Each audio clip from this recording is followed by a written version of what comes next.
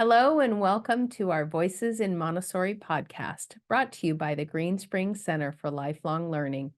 Please subscribe to our podcast so that we can continue to support your important work. As Dr. Montessori said, an education capable of saving humanity is no small undertaking. We agree.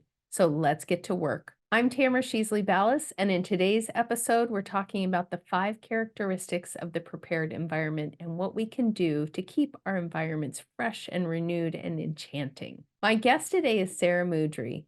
Sarah Moudry, MED, is an ASID interior designer who has spent much of her career creating both classroom and home Montessori environments. She takes into account the culture and needs of all members of the community and builds a responsive and educational space. She is the founder and owner of Studio Jane, an early educational studio for young children and parents, author of Toilet Awareness and First Foods to Family Meals, and an experienced international speaker and mentor. Sarah is AMI credentialed 0 to 6. So, welcome, Sarah. Thank you so much for being here today. I'm so looking forward to our discussion. Really, the prepared environment is such a critical component, and it's so important for us to go back and really renew our commitment to these Montessori tenets that really pave the way for everything else. Yeah, well, thank you for having me. I really appreciate it. And it is the prepared environment is really what drew me to Montessori to begin with. And I've kind of come back around to it after many years being able to be in different environments and prepare my own different environments, whether it was home or school or someone else's home or someone else's school. And I really fell in love with it again and realized how much it was really what drew me to Montessori. It truly was that connection between how children learn and the space that they're in that really sparked an interest for me in Montessori. That's so interesting. So now you have a course coming out about the prepared environment. So for those of you who are interested afterwards, we'll have that in the show notes because you can learn as much as you'd like to from Sarah. Yes, yes. I love to inspire other educators in their own spaces, as well as parents in their spaces to inspire children. Yeah, love that. Love that. Okay, so let's dig right in. So in Dr. Montessori's writings, talk about what you have found the most helpful in preparing the environment. Um, well, one of the things that she always seemed to write about a lot, especially in young children, in the first 3 years, and then she went on to talk about, well, she first talked about 3 to 6 years, and then she went back and talked about from birth to 3. But one thing that comes up a lot is this idea of adaptation, and that adaptation can only happen in a prepared environment.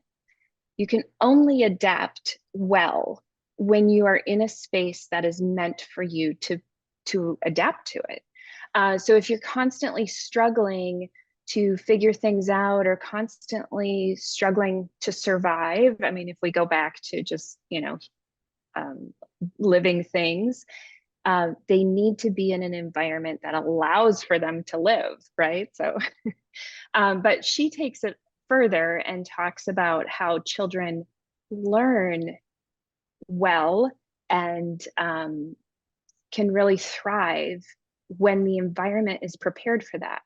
So a prepared environment is any space that is set up for whoever's using it to thrive in it. And so when we think about our Montessori environments, we can talk about our classroom because we're creating spaces for children to thrive in their learning and actualize themselves. But we can also, in schools, we can talk about, reception spaces and parent education spaces and the hallways from one class to the other, and our outdoor spaces. There's so many, whatever space you have people using is a prepared environment. So we want to maximize all of those spaces and all the opportunities that are in them. So we want people to be able to use them well and efficiently, but also be their best selves in those spaces. So that's what I think about when I think of a prepared environment, and how Dr. Montessori talked about how important it was. Um, it really is what allows children to be independent. We have a prepared adult within the prepared environment, but the adult's job is to prepare that environment, but then link the child to the environment through lessons and presentations and all of those things. So the focus on the environment is sometimes lost for teachers when they think, oh, I just have to give another lesson. But it really goes back to, but how is that lesson prepared? And where is that lesson living within the environment? Is it accessible to the children in the way that they need it to be accessible to them? And so I feel like everything in Montessori really goes back to the environment and how we look at it. And Dr. Montessori gave us some very clear guidelines for our environments that she talked about the environment in general, but then she gave specific requirements for materials and how we use them and how we prepare them. So things like they need to be clean and in good repair, and our environments need to be beautiful and accessible, child size, all of those things. Dr. Montessori was very specific. And so I feel like a lot of times we can go back to our training or back to her writing, and she's given us a pretty clear path. Where I take it sometimes to a different level and try and inspire other educators is when I marry my design background. So I'm trained as a designer, and I am an interior designer, and I can take all of those design principles and the research that comes out of design, and I can pair that with everything that Dr. Montessori tells us. Anyway, that goes on and on and on. I could talk about design in classrooms forever. I love it. Well, I think that people would be fascinated by that. So can you share with us an example of how design in a classroom might make a difference in a child's behavior, right? Because that's the prepared environment. And we say Right. that the environment shapes everything in a Mm-hmm. classroom. So can you give us maybe a couple of examples of, and maybe even times where you had a child whose needs weren't met and then you adjusted the environment? Yeah. Well, specifically, if we look at design research, we learn things like color can elicit different reactions and emotions depending on the person. So color is very cultural. So whatever culture you're working in, it's important to recognize the colors of that culture and use them appropriately within the space that, the school that you're working in. So depending on where you are in the world, color will mean different things. And it doesn't mean that we always need to 100% conform to that, but it does mean that we need to be aware of it. So being aware of how color is used, what kind of emotion people get out of color. Another thing that works with emotions is really interesting. There's a research study that showed that the geometry of a space elicits different emotions. And so there's different angles within your room can make children respond differently. So when we just take a room and if you just have say a rectangular room and you line it with furniture, put shelves all around the outside, right? And some tables in the middle, you're actually creating a very stagnant space. So it's not going to elicit like active energy from the children to seek out the materials. And those are things that we don't necessarily think about. You don't get in your training, right? Because we have so many other things to cover in training that we don't get into those specifics. But it's very true that if we start to pull shelves into the middle and create interesting angles, we actually create interesting spaces for the children to come into and want to look and see what's there and what's next. And so I find understanding the geometry of your space is really important. You can also, like high ceilings are really difficult for energy level. I think a lot of teachers, if they don't know that going into it, if they go into a room and they realize they have high ceilings, it's not long before they're like, it's the ceiling. I know the ceiling. The ceiling is making a difference in the energy. And that's a lot of times why we tell teachers, just sit down. If you feel the energy level is up in your classroom, you want to sit down and bring the energy down with you. But sometimes if you have high ceilings, it's hard to control that. So you start to think of, what are some things I can do to bring energy down? Wait, I've got to ask questions. Yeah. And I want you to keep going. But sorry. first of all, what if you do? We just designed buildings with tall ceilings. So we have tall ceilings, high ceilings. How do you address that if that's the space that you have? So it depends on the age group that you work with. So the room needs to be in relationship to their size. So if you're talking about having infants or young children, with 20-foot ceilings, that can be really overwhelming for them. So you want to do something even, sometimes you can have a feeling of lowering the ceiling by having pendant lighting. Or you can hang fabric sometimes if it's designed well. We don't want it to get cluttered and overwhelming in that way. But sometimes where you making sure that you don't hang art over a certain height will make all of that feel lower. So you want to use those sorts of tactics. You can also do it with window coverings, depending on where the windows are placed. Every space is a little bit different, but it's something to be mindful of. That's so interesting. Okay, and then I have to ask, because you talked about colors. Could you give us some Yes. examples of different cultures that have different color experiences or different associations with colors? Okay. Yes. So in the United States, often the color white is associated with purity and cleanliness.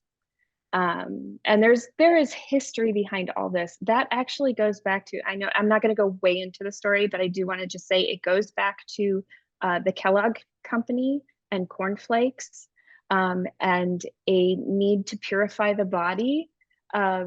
And in Michigan, they made a resort where you would go and all you would eat with like cornflakes and like bland food, and you would wear white. And it's the first time we started to see white wedding dresses. Before that, the most common color was blue in the United States. So just a little history on color for us. Oh, so wow. a white wedding dress is not actually traditional if we look long term. In some parts of Asia, red is a very lucky color. And so you want to think about that. Blues have always been, like blues and purples tend to be associated with wealthy. And that has to do with what dyes cost when blues and purples were first kind of on the scene and making fabric. So there's a lot of, every culture has a different collection of colors that means something to them. There's also research that like we learn really well when we're surrounded by yellow. I know that sounds weird because you don't want to like paint your classroom yellow. I'm not suggesting that. Neutrals are good. But yellow, that's why legal pads are yellow, actually. I did not know that. Well, I did know that yellow activates the brain. Yeah. Right. I had heard that before. So that's very interesting. Okay, thank you. Now you Yes. had some other things you were going to add, but I needed to jump in. No, I could go on forever. I think it's interesting. One of the other things, patterns can be very soothing for people. They can make people feel comforted if they feel an order within the environment. So like something more patterned versus something very irregular. There are all different things like that. We can't go into all of them, of course, but the other one that I think is really important for understanding classrooms and learning spaces is that natural light releases serotonin. So, we're happier when just most people, I know there is the occasional person that does not feel happy in sunlight, and that's a real thing. But for most people, sunlight is really healthy for not just, vitamin D and all those things we talk about, but it's also important for, um, their sense of joy. Yeah, for me, for sure. I'm one of those people for sure. Okay, so do you want to talk about the design principles that you use that really support us in preparing our environments? What are those pieces that you're bringing to the table?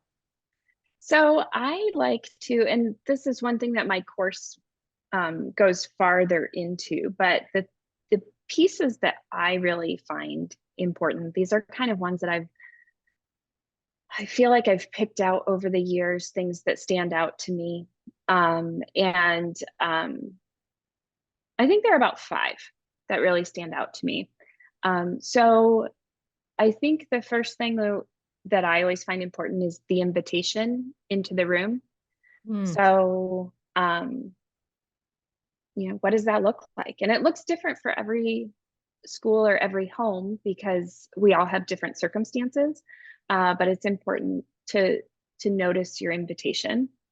Um, the other things, wait, always hold on. perspective. You have to tell us more about the invitation in the room. So if I have a classroom, let's say I have a children's Uh-huh. classroom, and what does a room that invites that has I don't know, a well functioning invitation look like?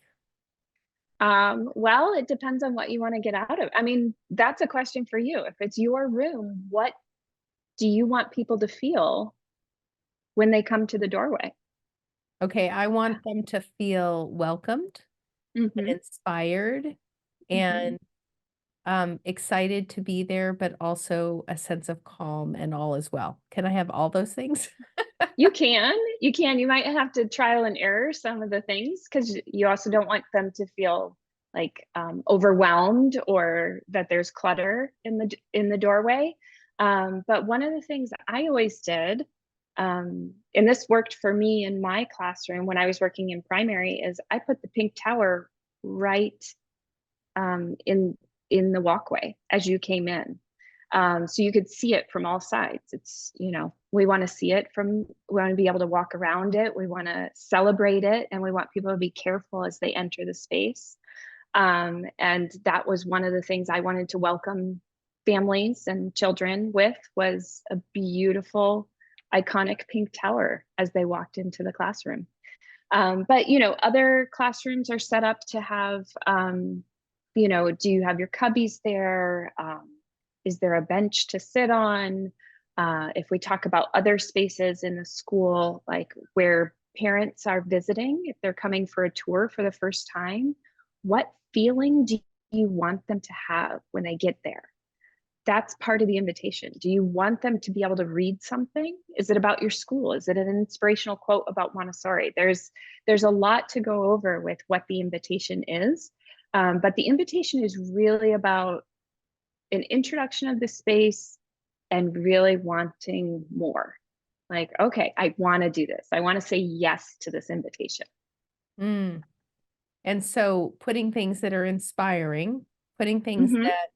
that call you in, putting things that Mm-hmm. are iconic, um, putting things where a child could sit, right? All of those Yeah. pieces. Okay, Yeah. great. Yeah. Okay, so you can move on to number 2. Yeah, I just wanted No, that's all right. That's all right. And I will go into, in my course that I'm doing, I go into all of these and show examples of what that means, because like I said, everyone's space is different. And so we have to bring with us, I mean, you can't leave your personality outside, right? I know we don't bring our baggage into the classroom, but your personality comes with you. And so how you express these things is going to be different than how I would express these things. But again, these are all things to be mindful of, and there's no one way to do it. That's one of the things that actually as I started looking back into Montessori and the environment and adaptation, reading about it again, um, I was so inspired by these photos of Dr. Montessori in the environment with children. And if you look further, like behind Dr. Montessori or next to her, you start to see furniture and decoration that we don't necessarily see today in modern Montessori classrooms. A lot of times in our Montessori classrooms, they look very similar, like the same color wood from one classroom to the next, or even the same set of furniture. And I know there are companies that market to you that, if you're starting a school, buy this package, and it's very affordable or whatever to buy it that way. But that's not what her environments originally look like. And I think there's a lot to be found in the world that can be in our environments that serves the purpose, but doesn't make every classroom look the same. Wait, you That have makes to sense. tell us what was different about her environment. I'm like on the edge of my seat here. Well, there's a photo, and you can look it up. You can Google it, of her she's on a patio in India, I believe, and she's giving a presentation. And there are children working on the floor on working mats. But you can see everything from like a European style bent wood shelf in the background to like a traditional Sri Lankan grass woven screen behind her. There's a chowki, which is a Indian word for a low table in the back with like traditionally turned legs. So all these little details that existed in her environment, and I think we tend to not notice those things because we're not looking for them in the picture, right? We look at Dr. Montessori and we think, oh my gosh, here she is presenting with the children. What is she presenting? Oh, it's the red rods or something. I don't know what she's presenting in that picture. And we look at what she's wearing, like her dress, depending on what culture she was in and when she was presenting or what time period it was. And we look at the children. But if we look at the environment, we start to see these other pieces. And I think they tell part of the story of these classrooms and what we should be preparing. I love that. I love that. We talk quite a bit about making sure that our classrooms are culturally diverse and that Mhm. we're very lucky in our community. We have 26 or 28 languages spoken at home, Oh, different wow. languages Yeah. right now. So we have a beautiful international rainbow community that we just love. And we want to make sure that every child is represented through books and through what's on the wall. And it's not just the people who are white or have a family that looks a certain way. And it really gives us an opportunity to bring, like, we have Guatemalan hangings and Mexican weavings, and just trying to incorporate the beauty and the culture from all over the world. Yeah.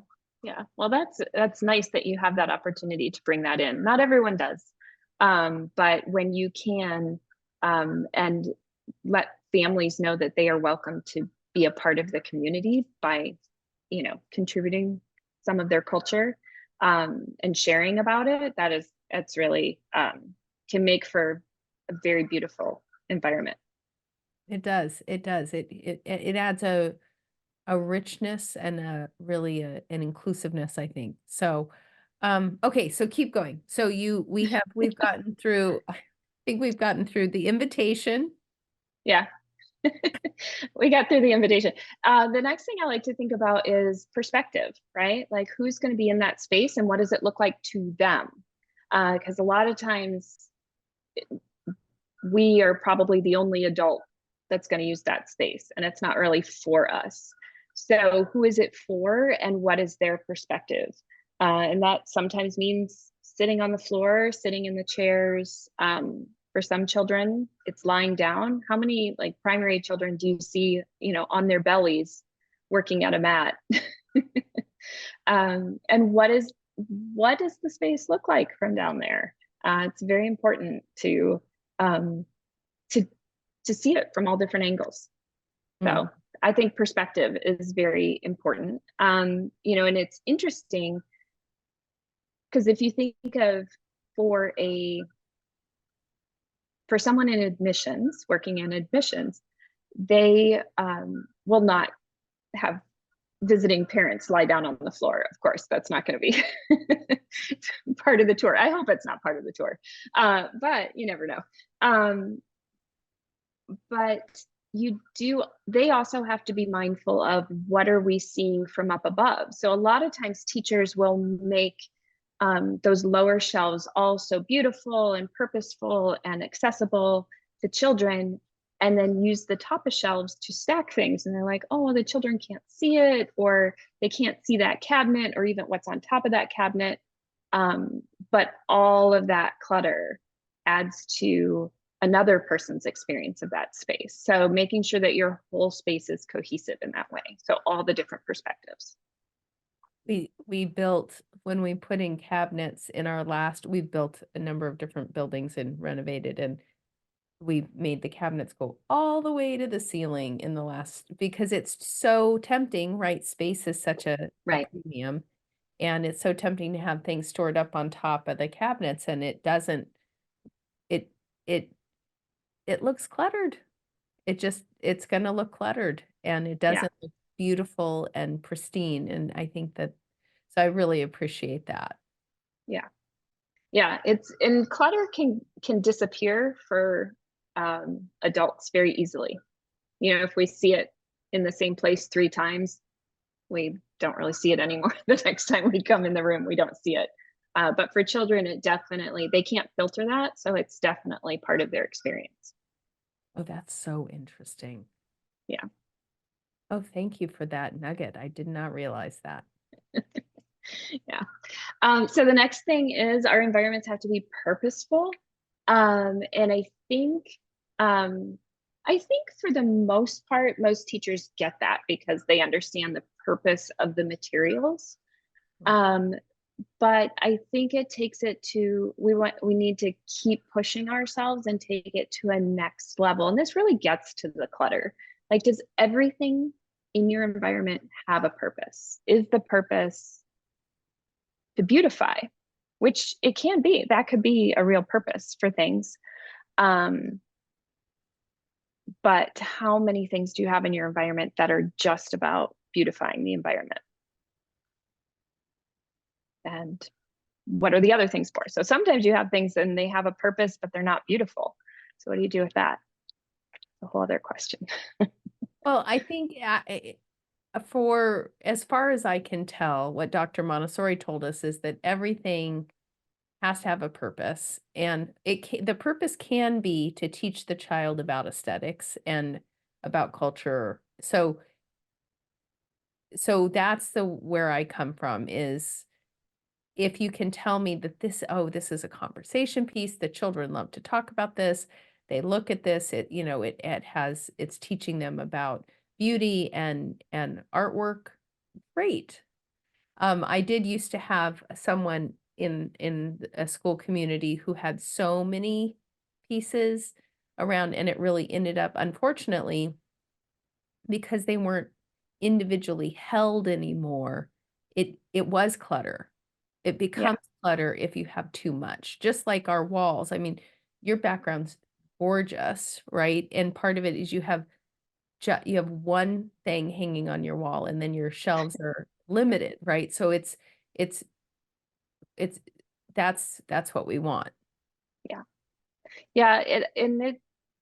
I think the beautification objects, although important and can be important for conversation, or sometimes it's we have an object that's for polishing and it's a great conversation object, or it's really great for the environment game, for the color tablets. Like, you need something just that color. So when you say, can you find something this color, you actually have something in your room that is that color. which can be tricky, right? When you have 7 shades of pink, do you have 7 shades of pink in your classroom? I don't know. But that game, it's an important game, right? It links the children to their environment and it helps make them more aware of their environment and the refinement. They're refining their senses. All that is amazing to do. But sometimes, and this, I find this, the beautification, justification, to be difficult for teachers, because sometimes it's because of a sentimental value for the teacher. And that can be a hard conversation. Do you have this in here because you love it, because it's meaningful to you? And I will also hear back a little pushback from teachers on, yes, but aren't I supposed to be part of this environment? And I think that's a really important question for us to ask ourselves. How much are we supposed to be a part of the environment? We're supposed to prepare the environment. But are we supposed to be a part of it in that way? I always say that I should never be able to tell what a teacher's favorite color is by walking into their classroom. So that kind of gets back to color, that we need to have variety. But so many teachers love the color green. I've seen so many green classrooms, and I don't know why it's that color. Like, I feel like that color over all others I see the most. But a teacher's favorite things shouldn't necessarily be expressed in the classroom, because the children model so much after us. They're learning to be human, right? How to grow up human. And they look to us as a guide. And so it's not really for us to say what a favorite is, but to put that question back on them. Well, what's your favorite? Do you have a favorite? What were you thinking of when you used that color in your painting? Rather than what our opinions of those things are. So I do think it gets a little personal when we start to talk about objects of beautification. I think you can definitely use that. And sometimes it helps to suggest that you might swap them out every once in a while. You would rotate them. Like, maybe this is a good thing for you to have in the beginning of the school year because it helps you tell a story about your own experience. But maybe as the children get more comfortable, there's something more purposeful that it could be replaced with. And then you can bring it back out beginning of the next year, or whatever it is, that it becomes a cycle rather than a stagnant piece that they actually don't end up paying attention to because it's in there all the time. The next one is something I learned about. I learned in Montessori training about it, but the language was a little different around it. But when I started Studio June, I read a book by Guy Kawasaki, and the book is called Enchantment.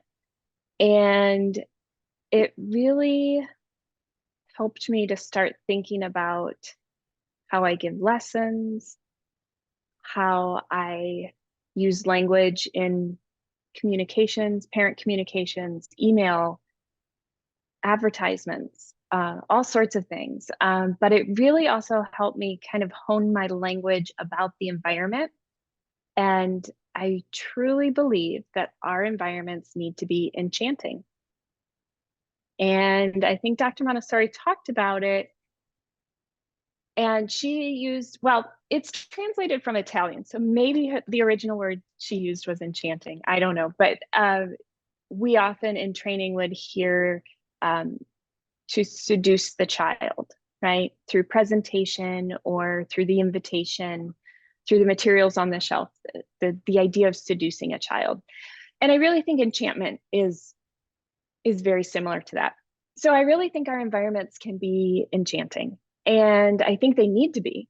I think when I always think about it as how we, in a primary classroom, how you take the lids off of a box so the children can see what's inside and the sensorial materials. They're just so enchanting, right? They're so beautiful, and you can't quite tell what they're for, but you want to figure it out. And I really think that everything in our environment can be that way. And that's really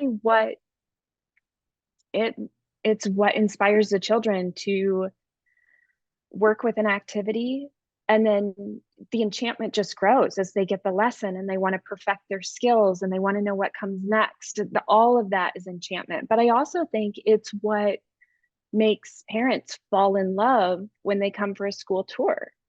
How enchanting are these environments? And you have seen, I have seen, we've all seen environments that are not enchanting. And you think, oh, but it could be, that has the potential to be. And so I really want to inspire educators to find that for their classrooms. What is the enchantment that they can really highlight? Because it really is what keeps that flame burning that Dr. Montessori talked about, that flame of the intellect. I have to tell you, I've never heard that word used as a replacement for seducing the child. I always feel so awkward saying, this is what Dr. Montessori said. We don't really know how it translates, right? But and enchanted, that is the word.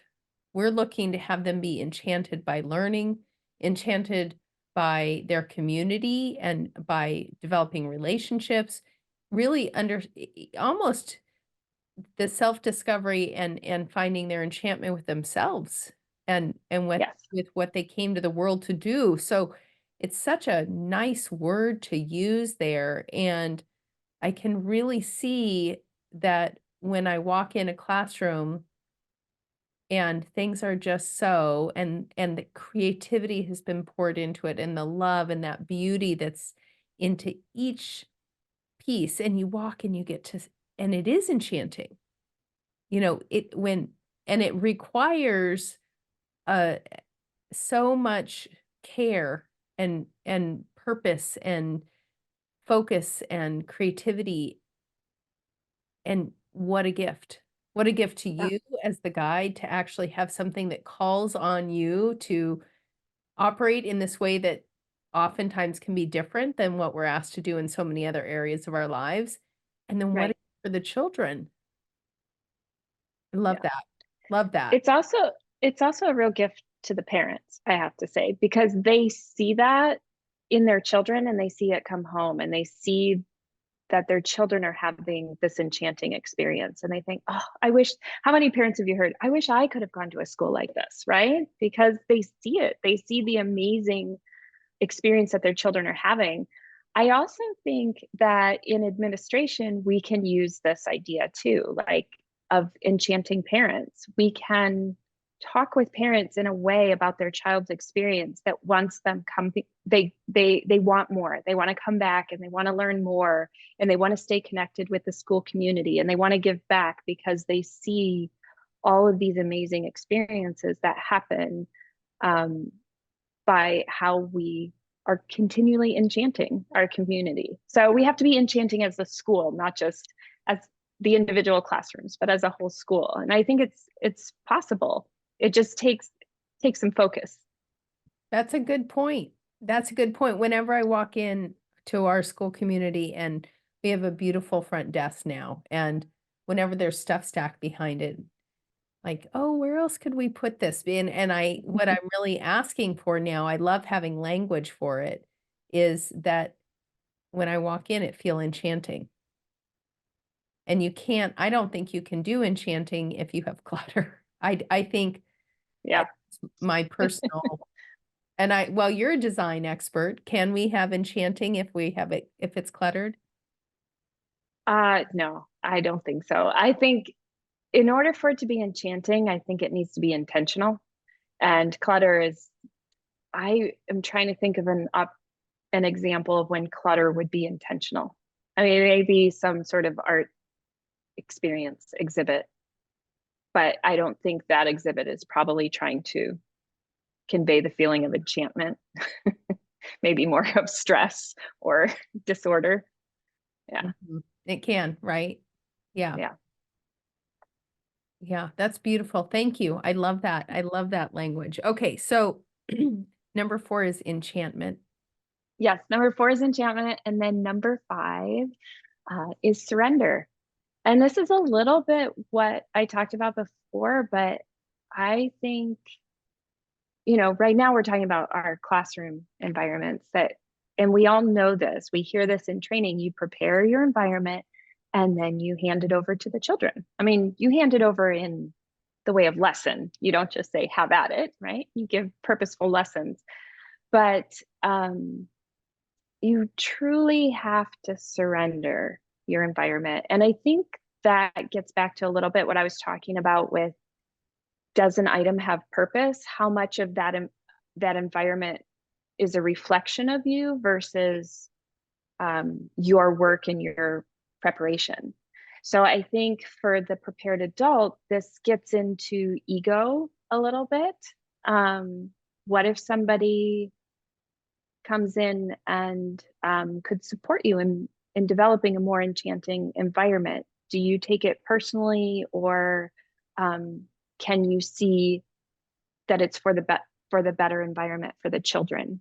I think also there's surrender in, you put a lot of time and energy into the environment, and there is a chance that the children won't like it. There's a chance they don't like that material you made and they never take it off the shelf. This happened for me with some language materials. I love them. They did not. But that's okay, because it's their education, not mine. My education was that I didn't need to have that material in my classroom. And now, right? Maybe a cohort in 2 years will love it. Yeah. It was just, every year is different. Every group is different. But I think recognizing that and not taking it personally. It's not about if what I'm doing as a teacher necessarily, but what I can do as a teacher. What more can I let go of so that it takes on the life that it needs to have? These environments are living, and they need to, we need to tweak them. It's not like you set it up and you're like, all done. Like, that never happens. You're never done. So that's that surrender part, is be ready to adapt based on the children that you have and what they need. And get your ego out of the way. It's really hard though, right? Especially when you put your blood, sweat, and tears into, making materials all summer or whatever it is. But sometimes we do that for our own personal growth versus what needs to be in the classroom. That is for sure. For sure. Okay, so I love those 5. Now you call those, what do you call those? The 5 keys? I call them 5 characteristics of a well-designed classroom. Beautiful, beautiful. Love that. And can you talk to me about making changes? And maybe that's part of surrendering, but making changes after you've set up a prepared environment. Yeah, so there's always change, right? We just want to make sure that we don't do too big of a change too quickly. So remember, the children are adapting. And so if you make a change, they'll have to start the adaptation over again. They'll have to and that takes a lot of developmental energy. So we don't want to constantly be changing. Little changes, little tweaks, the children will notice. Like they notice if you change out the language materials, or if you move a plant or something, they notice and they'll say something. I remember I was observing, this was before I was even trained. I was in my primary training and I was observing in a classroom, and there was this little 3-year-old full of energy, and he came in and he just was like, he was just like in everyone's business, like leaning on their table, and they were tolerating him, but you could tell like he just had an energy that was not what they wanted, what the other children wanted.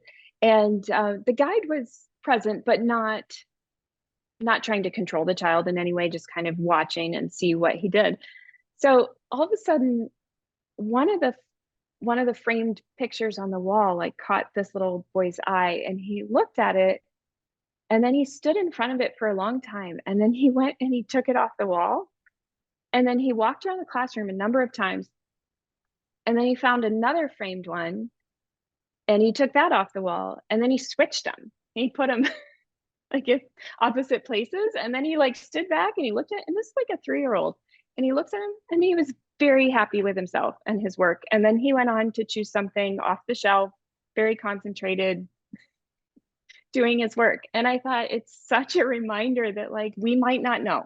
We might not know the best placement. Like we think we do, but there was something about his sense of order that those two pictures were out of place and he couldn't get his day going until he got them in place and he was fine. So anyway, it's just, I think of that and I think change is okay. Change is okay. Children will put their 2 cents into the environment.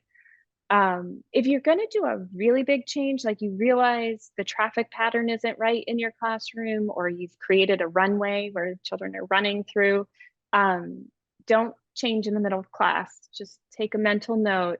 And it's best to do those changes over a long weekend or a break. If you have like a spring break or something like that, do those changes. But the thing to note is if you are changing something in a way that changes the child's routine, you have to represent it.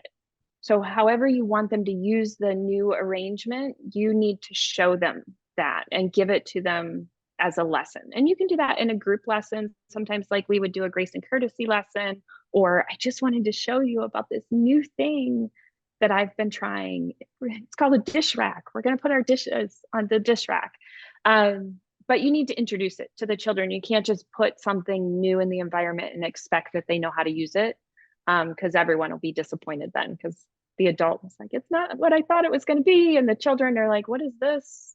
How should I be using it? Yeah. That's great. That's great advice. And I think very helpful. And I appreciate hearing that things can change in the middle of the year too. If something's not working, I find sometimes people feel like they can't change it. And the truth is, we have to support children in being flexible thinkers, right? Yeah. And I not all at once, little by little, Right. and we make sure that they know how we put this here now, and so your dish rack is going to be over on this side of the sink, right? Or whatever Right. it is. So Yep. Yep. great, great, great. Thank you. Yeah. Okay, so what do you think the most important aspects are of the prepared environment? Like as people are doing their work and they're thinking about everything you're sharing, what are the things you think make the biggest difference? Well, definitely clutter. I mean, and I think that's something teachers can do weekly, right? Just walk your environment. What's cluttered? What gathered over the week? Definitely do that. But I think and I think that's an environment-wide thing, but I really encourage teachers to not try and tackle their whole classroom at once. And if they find that, I mean, the prepared environment may be working well for them, but they feel like they want to improve it, I encourage them to just choose one thing, focus on that one thing and do that. And sometimes you could do that for a whole year. And I think of one thing I did one year when I was a teacher in a YCC, young children's community, so children ages 1 to 3. And we had a community snack, and the children were half day, so they didn't stay for lunch. We had a community snack, and I just decided that it didn't seem to be as wonderful as I wanted it to be. It wasn't the experience that I think it could have been. And so I took a whole year and I just focused on improving that. Obviously, I was doing the other things, the lessons and, record keeping, all of that stuff still. But my focus every day I had to work in my classroom that was for me to organize and work, I focused on improving snack. And the summer leading up to that school year, I had decided that. So I focused on improving snack, and I focused my budget on improving snack. So that meant finding the right dishes that were going to help the children be as independent as possible in all the different ways, the right pitchers for pouring their own water, the right forks that fit, the tablecloth, the right tablecloth, like all of those things. But then it also went into for me, it went into the food preparation. Well, how can I perfect the food preparation? And all of this in service to how independent can the children be in preparing, serving, and eating a snack and cleaning up, like all of that. And so that was my year of focusing on that. And it really helped me focus my energy. And our snack was amazing and beautiful. And I mean, not every day, right? Like there's always days, but in general, it was such an amazing experience. And it was an experience that it was like a privilege to be there and to witness it, from, setting the table to, whatever it was that we were eating, to clearing the dishes, all of it. It was a really neat to be able to see this one activity from beginning to end and put the energy into it for that year. And then for the next year, we just knew what we were going to do. And I could focus on something else. And I switched my attention to, I wanted to focus on music in the environment. And how am I making sure that the children are independent and joyful in their consumption of music, and it's purposeful. So I spent a whole year with my budget and my focus on that. So, and not everyone can spend a whole year like that. The way our school was set up, I had that, which was very fulfilling for me to be able to have my experiences that way. But I think you could also do that in, say you're going to have, however much money allocated out of your budget for a new something in your classroom. Think about, what area do you want to work on and put your energy there. I think it can be really helpful for teachers, because otherwise we can get really overwhelmed. There's so many different aspects to our classrooms, right? To our environments. And so I think trying to choose one and do one really well helps the other stuff fall into place too. Beautiful. I love that idea. And it allows you to do a deep dive. Right. Rather than a little bit. You really can do a deep dive and focus and give your heart and your research time and all of those pieces. So what a great idea. So I can't believe we're almost out of time, but any final words of advice on how to prepare an environment? Oh, final words of advice. Let me think. Yeah, I mean, I think most people get inspired by other people's work, right? When we see a school that inspires us, or we see a space that inspires us. And I think one thing teachers can do is take note of that, take a picture of it, and just, what about that inspires you, and then bring that element with you. And it doesn't mean you're going to translate it exactly to that, but maybe it's the way colors are used in that space. Maybe it's the way fabrics are used in that space. Whatever it is that kind of made you go, oh, this feels really neat to be in this space, take that with you, because you're going to take that into your environment. So, an environment is, like I said, a living thing. So don't expect to be done with it ever in your life. I think if you can embrace that, I think, you'll just constantly be improving it and bringing that enchantment out. I love that advice. I love staying with it. It not just at school, but at home. Right?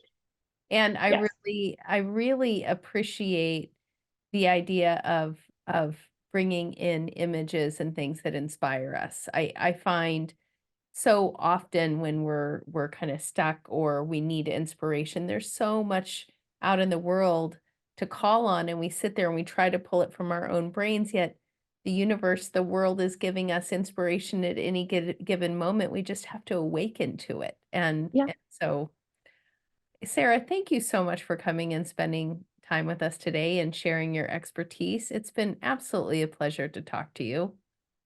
Thank you for inviting me. It's been great to talk with you. Thanks for listening to I could go on and on about design and environments and how children learn. I love it.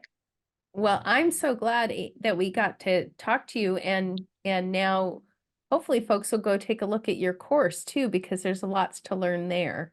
So they Yes, can have more time. definitely. I would love to see them over there and so I can share more. Great, great. So thank you for being here. And listeners, we thank you for spending your time with us today. Take a look at our website, greenspringcenter.org, to view the show notes from today's episode. We will make sure to link the Sarah's website, www.studiojune.com, and also make sure that the book that she referenced today is also listed in the show notes. And actually, Sarah, let's make sure that your toileting book is also listed there, and your anything else that you want to share with us, because I know you've done a lot of work. And Absolutely. Thank you. yeah, and listeners, we invite you to subscribe to our podcast to hear the latest episodes and to join in the conversation on Facebook and Instagram. The work you do is so important. I think it's the most important work there is in the world, and we're here to help. Join us next time.